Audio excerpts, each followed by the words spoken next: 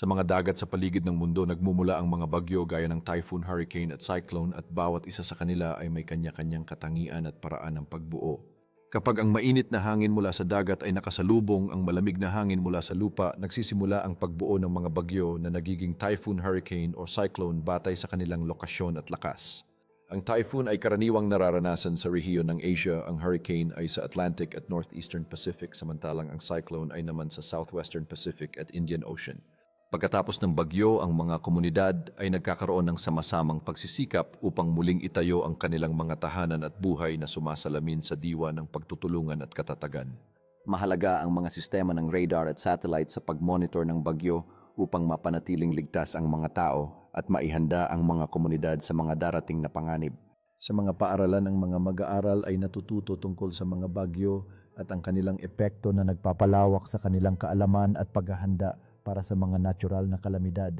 Matapos ang trahedya, naghahanap ang mga tao ng mga paraan upang makabangon at maprotektahan ang kanilang mga komunidad mula sa mga susunod na bagyo na nagtataguyod ng mas mapagkakatiwalaang hinaharap